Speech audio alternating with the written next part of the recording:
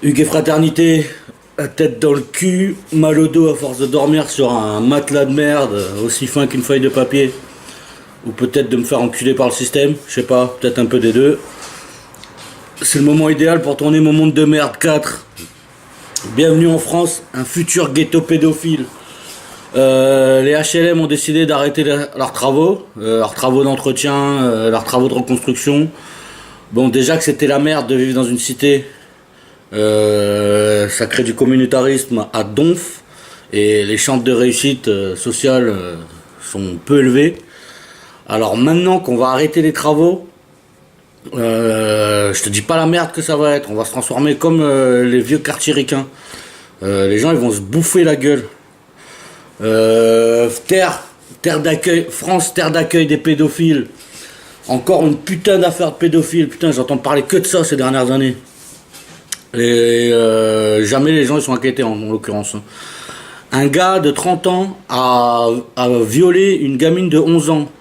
Mais au final, il passera pas pour viol au tribunal, il passera pour atteinte. Parce que la gamine était consentante à 11 ans. Tu vas me faire croire qu'une gamine, même si la gamine était consentante à 11 ans, je vois pas comment tu as la liberté de réfléchir à être consentant. Moi, c'est un peu confus, mais ça m'a gonflé cette histoire. En gros, le gars, il va prendre 2 à 3 ans de prison. Il va en faire un. En gros, en France, tu risques moins à violer une gamine qu'à vendre de la drogue ou à braquer une banque. Voilà. Vive la France. Pendant ce temps-là, il y a Édouard Philippe qui nous fait des blagues. Qui a parlé qu'il fallait combattre la bête immonde de l'antisémitisme. Qui se cache sous l'antisionisme. Ça veut dire que déjà d'une, on peut pas être contre le gouvernement israélien sans être antisémite. Première nouvelle, voilà. Et de mettre la bête immonde dans ton énoncé, c'était beau. Je croyais que tu pouvais pas faire une plus belle pub à Diodo. Voilà, je trouve ça navrant. Attentat en France. Un gars a mis des coups de couteau à 2 meufs. Bon, ça tout le monde est au courant. Et ça prouve bien que c'est la crise. J'imagine déjà les gars de Daesh qui sont en train d'appeler le gars. Bon, vas-y, on n'a pas d'explosifs.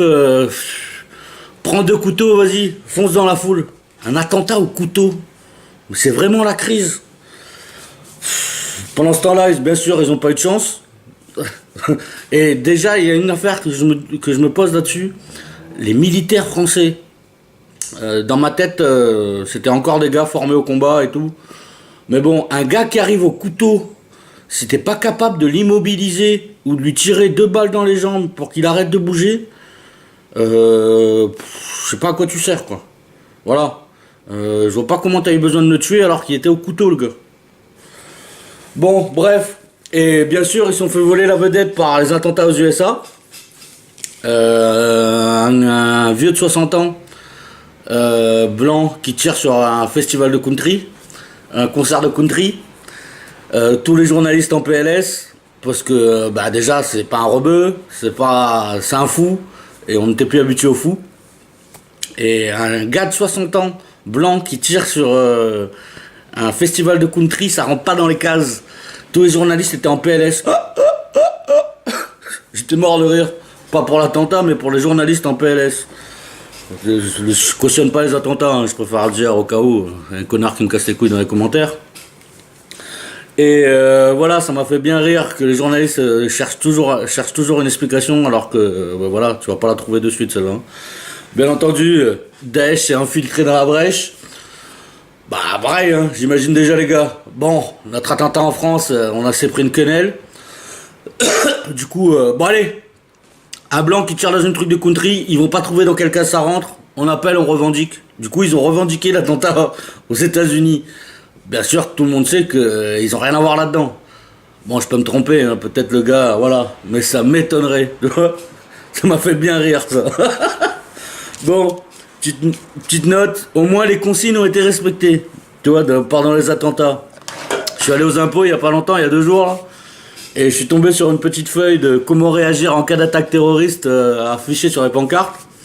Et je l'avais déjà ramassé cette petite feuille à Paris, et je voulais faire une vidéo dessus, du coup c'est la bonne occasion.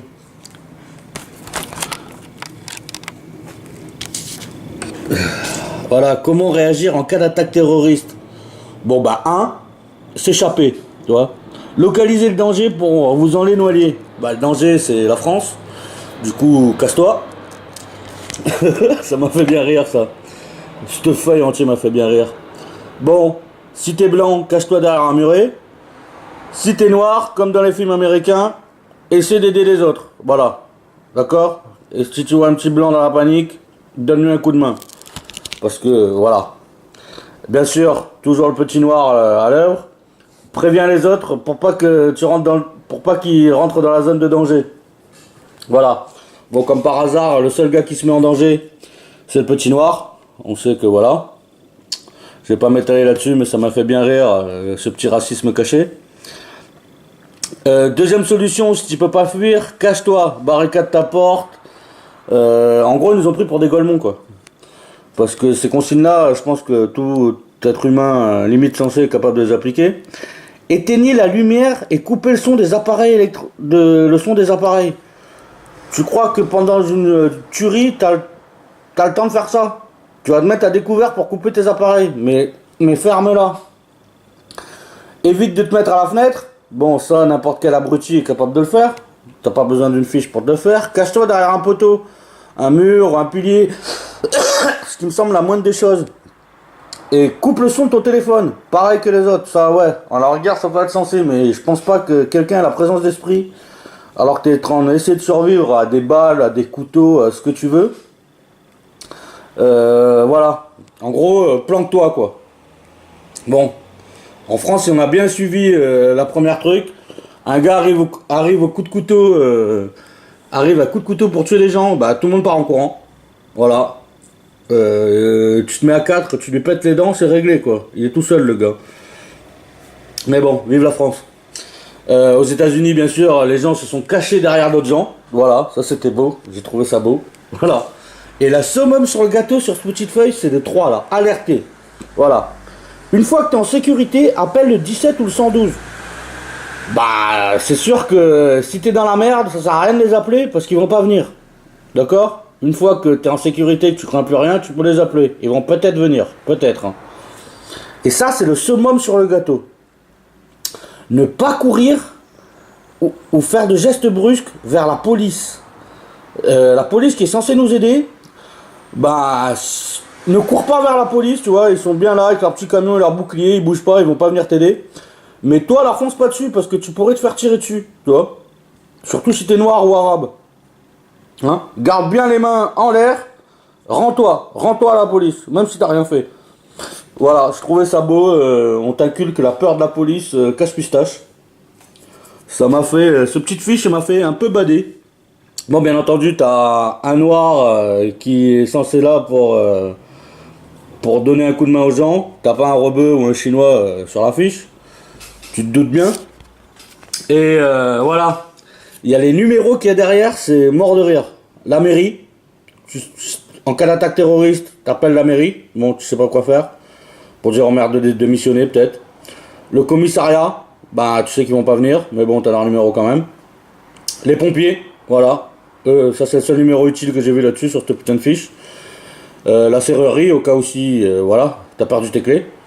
C'est beau. La plomberie, parce que, ouais, comme dirait Michel, tu vas en chier. Alors, le numéro de la plomberie, c'est utile. EDF, tu sais pas pourquoi. Électricité, tu sais pas pourquoi. SOS médecin, déjà quand en normal, c'est galère de les avoir. Alors là, ça m'étonnerait qu'ils bougent leur cul. Bon, SOS vétérinaire aussi, c'est un numéro utile parce que, voilà, si mon chien a un problème, je me doute bien que je vais les appeler. SOS cambriolage. Ça m'a fait mort de rire aussi, ça. Bah, si t'es en train de te faire cambrioler pendant des attentats, voilà. C'est double manque de peau, tu vois. Ça m'a fait bien rire. Chaudière, chauffage, tu sais pas pourquoi. Voilà. Info SNCF, bah, si tu as décidé de prendre un billet pour partir de la France, c'est le moment. Pharmacie de garde, hein, parce que comme dirait Michel aussi, un petit sirop pour la toux, pour te mettre les idées en place, ça aide bien. Assainissement, pompage, numéro des putes. Ça aussi, c'est beau, ça peut servir. Climatisation, tu sais pas pourquoi. Vitrerie, ouais, parce que si t'étais dans ton immeuble et que t'as entendu des gens se faire massacrer, la prochaine fois tu mettras du double vitrage, comme ça, voilà, tu n'entendras rien, tu seras en paix et t'entendras rien. Voilà, dératisation, voilà, eux ils ont peut-être plus de chances de venir que la police, voilà. Canalisation bouchée, parce que si t'es chié dessus et que t'as bouché tes chiottes, ça peut servir. Et voilà, rideau, voilà, je vais arrêter là-dessus, mais je trouvais cette petite fiche de comment réagir sur un attentat magnifique, voilà.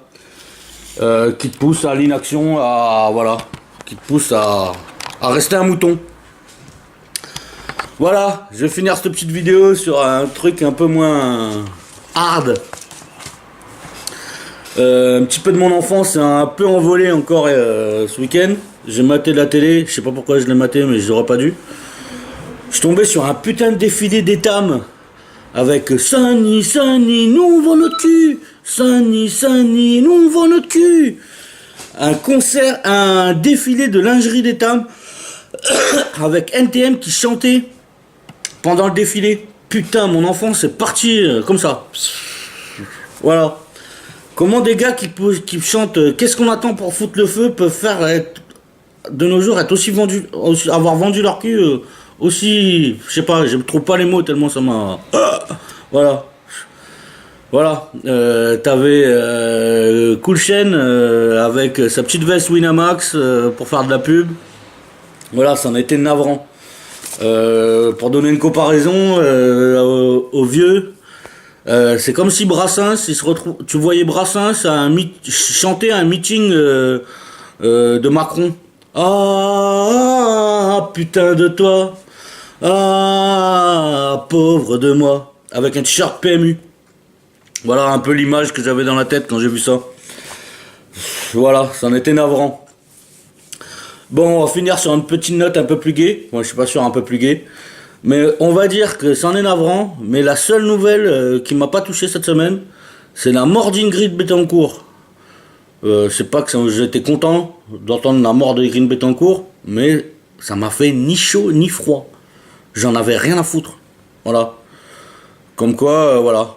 La mort de quelqu'un, c'est pas forcément triste. Des fois, t'en as rien à foutre. Surtout d'une meuf comme ça. Et apparemment, autour de moi, tout le monde n'en avait rien à foutre. Le seul sujet qui est truc, elle était vraiment riche, cette connasse. Et voilà, petite vidéo à l'arrache, comme d'hab. Monde de merde 4, Hugues et fraternité, tout le monde.